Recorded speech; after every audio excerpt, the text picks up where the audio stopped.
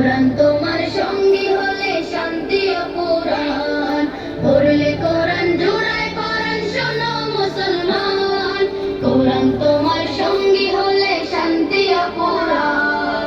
তিলাওয়াতে দিল জ্বালা, পরপারে সুখের মালা, তিলাওয়াতে দিল জ্বালা, পরপারে সুখের মালা। পাঠ করিলে কোরআন তুমি হবে তাজা প্রাণ। পড়তে দাও, সবাই বলেন মা আমাকে পড়তে দাও, পড়বো আমি সব। প্রভুর নামে পড়তে হবে, বলেন আমার রব। এটা হচ্ছে এই মাদ্রাসার স্লোগান, মূল মন্ত্র। সুতরাং সব বিষয়ে পারদর্শী হতে হবে। উক্ত প্রতিষ্ঠান এখানে যেভাবে প্রতিদিন তার সুদক্ষ সুদক্ষ এবং সূক্ষ্মভাবে যে চিন্তা ভাবনায় অগ্রসর হচ্ছে কাঙ্ক্ষিত মঞ্জিলে, ওনাদের চিন্তা ভাবনা হচ্ছে আমাদের ছেলে শুধু আলেম হবে এটা নয়, আমাদের ছেলে ডাক্তার হতে হবে, বড় ইঞ্জিনিয়ার হতে হবে, বড় আলেম হতে হবে, পাশাপাশি এলাকার এই দেশের সমাজ সেবক হিসাবে কাজ করবে। এটা হচ্ছে উক্ত প্রতিষ্ঠানের চিন্তা ভাবনা। আল্লাহ যেন কবুল করে বলে আমিন।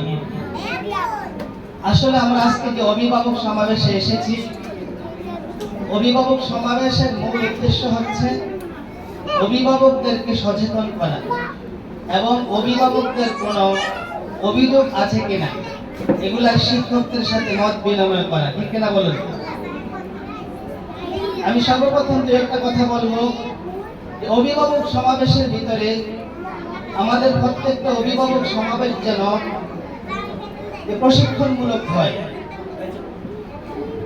প্রশিক্ষণমূলক এটা আমাদের যারা আছেন সবাই জানে।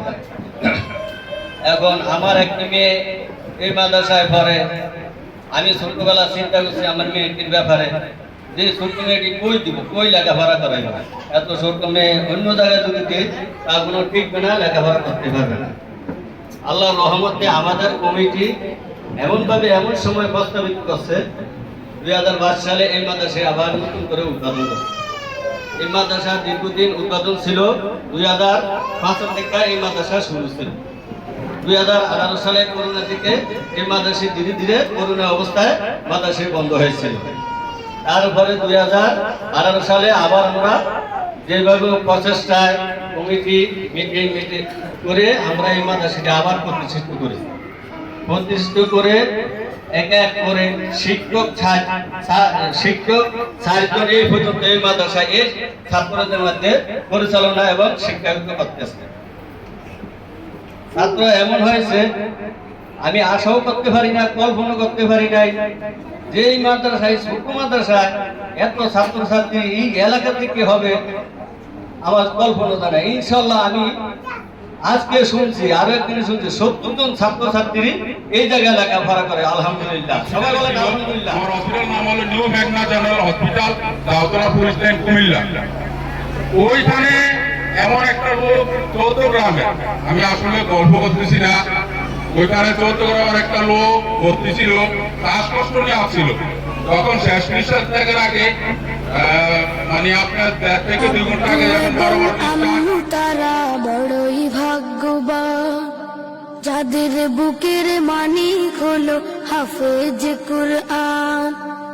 আব্বু এবং আম্মু তারা বড়ই ভাগ্যবান, যাদের বুকের মানিক হলো হাফেজ কুরআন। হৃদয়ে মাঝে গাঁথলো যারা হরফ নামের ফুল, তাদের সাথে হয় না কবু অন্য কারো তুল। হৃদয়ে মাঝে গাঁথলো যারা হরফ নামের ফুল, তাদের সাথে হয় না কবু অন্য কারো তুল। রবের কাছে